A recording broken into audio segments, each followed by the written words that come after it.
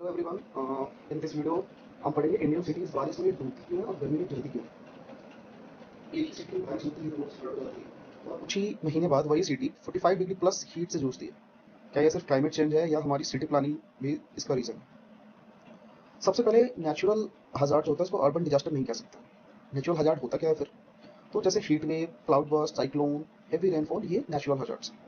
लेकिन ये डिजास्टर तब बनता है जब लोग एक्सपोज हो, लोग इन्वॉल्व हो इसमें, जनता इन्वॉल्व हो, पब्लिक, बिल्डिंग्स इंफ्रास्ट्रक्चर वल्नरेबल हो, ड्रेनेज इनएडिक्वेट हो, पब्लिक सर्विसेज वीक हो, सिटीज के पास रिस्पॉन्स कैपेसिटी कम हो। देखो, अगर नेचुरल ड्रेन्स इंटैक्ट रहे हैं, वेटलैंड लेक्स हैं, सॉइल रेन वाटर एब्जॉर्ब कर सकती है, ड्रेनेज कैपेसिटी एडिक्वेट है, तो हेवी रेन के बाद भी फ्लडिंग लिमिटेड हो सकती है। प्रॉब्लम तब होती है जब नेचुरल ड्रेनेज को रोड्स, बिल्डिंग्स और कंक्रीट से रिप्लेस कर दिया जाता है। ठीक है, तो इस आर्टिकल में अपन वही पढ़ने वाले हैं। जैसे इंडियन सिटीज में फ्लड क्यों होती है, why Indian cities become more vulnerable. तो रेन प्रॉब्लम का एक पार्ट अर्बनाइजेशन प्रॉब्लम को मल्टीप्लाई करता है। जितना ज़्यादा पुअर अर्बनाइजेशन होगा उतना ही ज़्यादा फ्लड होगा। जैसे सिटीज़ में क्या होता है, कंक्रीट प्लस अल्फाल्ट्स होते हैं, बिल्डिंग्स बढ़ती जा रही हैं, तो उससे क्या हो रहा है, ओपन सॉइल होता है वो कम हो रहा है, वाटर इन्फिल्ट्रेशन कम हो रहा है, सरफेस रन अप ज़्यादा हो रहा है, ड्रेनेज में प्रेशर ज़्यादा बढ़ रहा है, इसलिए अल्टीमेटली क्या हो रहा है, फ्लड्स जो है वो ज़्यादा हो रहा है। अगर वहीं पे हम लोग नेचुरल ड्रेनेज जो है, जो ब्लॉक हो गया उनको टाइमली ठीक कर दे, वेटलैंड्स जो लेक है उसको हम लोग रिवाइव करें, तो हम इस फ्लड से हम लोग खुद को बचा सकते हैं, सिटीज़ को हम लोग डूबने से बचा सकते हैं। और दूसरा प्रॉब्लम ये है कि वही सिटीज़ ओवर हीट क्यों करती है। तो यहाँ आर्टिकल का urban heat island concept important है काफ़ी। सिटीज़ में नेचुरल सरफेस रिप्लेस हो रहा है। कोई भी सिटी तो देखते हो ना, काफ़ी कंस्ट्रक्शन हो रहा है, हर जगह जो सॉइल है उसको असफाल्ट से या फिर कंक्रीट से रिप्लेस किया जा रहा है। तो जैसे ही कंक्रीट और असफाल्ट बिल्डिंग्स बनेंगे, तो क्या होता है, कंक्रीट और असफाल्ट होता है हीट को एब्जॉर्ब करते हैं और बाद में रिलीज करते हैं। इससे क्या होता है, जो टेम्परेचर है ये बढ़ जाता है। इसलिए जो सिटी का टेम्परेचर है ना, वो बगल के एरिया से थोड़ा कंपेरेटिवली कम होता है। यहाँ पे आप देख सकते हो, the World Bank estimates that temperature in Indian city centres can be 3 to 4 degree higher than in surrounding area. जो आसपास के एरिया होंगे ना, उसमें जो मेन एरिया होगा, बीच का एरिया होगा, उसका जो टेम्परेचर होगा 3-4 डिग्री ज़्यादा होगा। ठीक है, तो इसके लिए क्या करेंगे, जो वर्ल्ड बैंक का डेटा है इसको याद कर सकते हैं, वर्ल्ड बैंक का एरिया उसको याद कर सकते हैं, सॉरी वर्ल्ड बैंक का डेटा उसको याद कर सकते हैं। अब देखिए, फिफ्थ प्रॉब्लम क्या है, ट्रीज हम लोग कट कर रहे हैं, उससे क्या हो रहा है, ट्रीज कट कर रहे हैं, ओपन जो स्पेस है वो भी कम हो रहा है, जिससे क्या हो रहा है, हीट जो है ट्रैप हो जा रहा है। तो according to this article, dense construction, asphalt, poor ventilation और ट्री कवर का जो लॉस है, वो क्या हो रहा है, उसकी वजह से हीट जो है एब्जॉर्ब हो जा रहा है दिन में, और रात के बाद भी हीट रिटेन करने पर मजबूर करता है ये सब चीज़ें। यानी दिन में हीट एब्जॉर्ब होगा तो रात में स्लोली रिलीज होगा, इसलिए रात को भी सिटी जो है प्रॉपर कूल नहीं हो पा रहा। सबसे ज़्यादा रिस्क किसको है? तो हीट का इम्पैक्ट सब पे इक्वल नहीं होता। हाई रिस्क ग्रुप्स कौन है इसमें? पुअरली वेंटिलेटेड होम्स में रहने वाले, आउटडोर वर्कर्स। अभी एक वर्ल्ड बैंक का एक और रिपोर्ट था कि एग्जैक्ट नंबर तो याद नहीं, मतलब कुछ कुछ बिलियंस का लॉस होने वाला है क्योंकि क्लाइमेट चेंज हो रहा है, हीट वेव्स बढ़ रहे हैं। तो आउटडोर वर्कर्स, जिन्हें शेड की एक्सेस नहीं है, जिन्हें एडिक्वेट ड्रिंकिंग वाटर नहीं मिलता, हेल्थ केयर एक्सेस लिमिटेड होने वाली कम्युनिटीज काफी वल्नरेबल है इन चेंज की वजह से।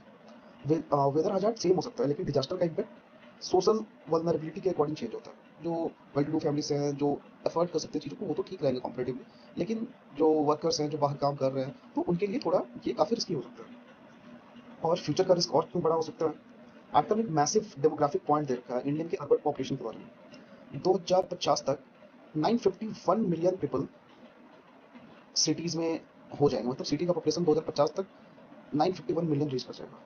और इस आर्टिकल के अकॉर्डिंग 2050 तक इंडियन सिटीज की जो इंफ्रास्ट्रक्चर की जरूरत होगी, उसका मोर देन हाफ अभी बिल्ड होना बाकी है। तो ये तो प्रॉब्लम है। यानी जो अर्बन प्लानिंग डिसीजंस लिए जा रहे हैं वही डिसाइड करेंगे कि फ्यूचर सिटीज फ्लड रेजिलियंट होंगी या फ्लड प्रोन होंगी। फ्लड्स का इकोनॉमिक कॉस्ट सिर्फ रिपेयर भी नहीं है। नॉर्मली फ्लड डैमेज कैलकुलेट करते वक्त देखा जाता है, डेथ, रोड का डैमेज, बिल्डिंग्स, पब्लिक इंफ्रास्ट्रक्चर, लेकिन जो इकोनॉमिक लॉस जो है इसका और काफी बड़ा है। जैसे हिडन लॉसेस में क्या हो सकता है, इनफॉर्मल वर्कर्स की लॉस्ट वेजेस, बिजनेसेस का disruption, commute disruption, school work hours closures, repeated recovery cost हो सकता है, हेल्थ केयर कॉस्ट बढ़ सकता है लोगों का।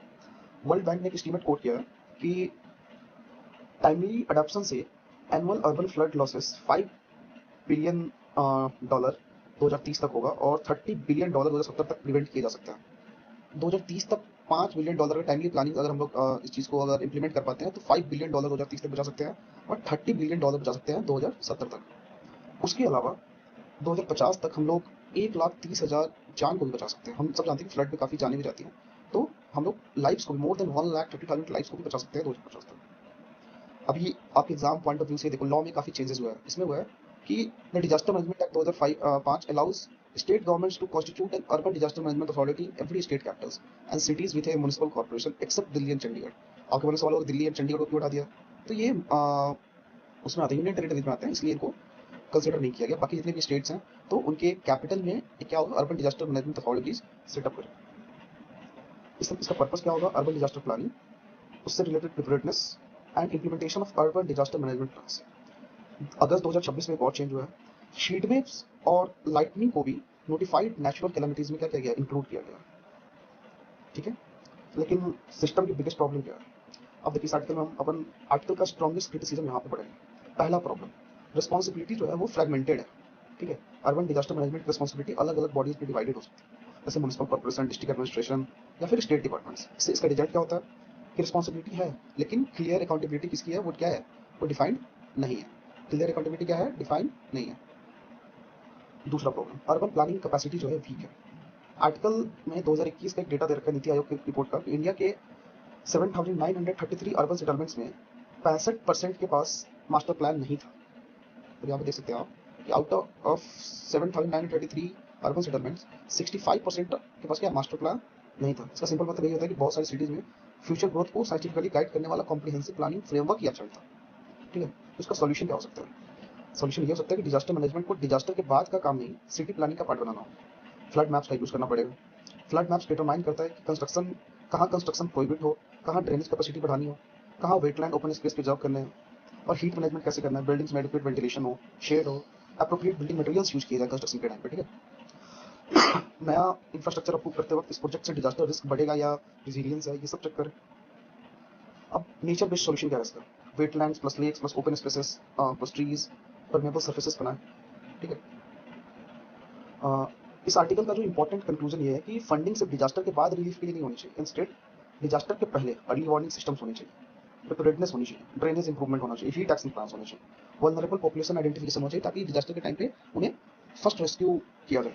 ठीक है, अब डिजास्टर के टाइम पे इवैक्यूएशन टाइम भी होना चाहिए, इमरजेंसी रिस्पॉन्सेस होने चाहिए, मेडिकल असिस्टेंट प्रोवाइड कराने चाहिए, और फिर post disaster after disaster reconstruction and livelihood recovery के लिए प्रोग्राम गवर्नमेंट को क्या करना चाहिए, इंप्लीमेंट कराना चाहिए। प्रिवेंशन, कहते हैं ना कि prevention is cheaper than repeated recovery. ठीक है, तो at last I will say कि वेदर को हम कंट्रोल नहीं कर सकते, बारिश कब होगी, हीट वेव कब आएगी, ये कंप्लीटली हमारे कंट्रोल में नहीं है। लेकिन फ्लड प्लेन पर रिकंस्ट्रक्शन करना है या नहीं, वेटलैंड्स बचाने हैं या नहीं, ड्रेनेज कैपेसिटी बढ़ानी है या नहीं, ट्रीज और ओपन स्पेसेस प्रिजर्व करनी है या नहीं, ये डिसीजन हमारे कंट्रोल में है। इसलिए प्रॉब्लम सिर्फ बदलते क्लाइमेट की नहीं है, प्रॉब्लम ये भी है कि हम अपने सिटीज़ को कैसे बिल्ड कर रहे हैं। लास्ट में आज से कि नेचुरल डिजास्टर शायद अनअवॉइडेबल हो, लेकिन उसे अर्बन डिजास्टर बनाना हर बार अनअवॉइडेबल नहीं होता। थैंक यू, फिर मिलते हैं।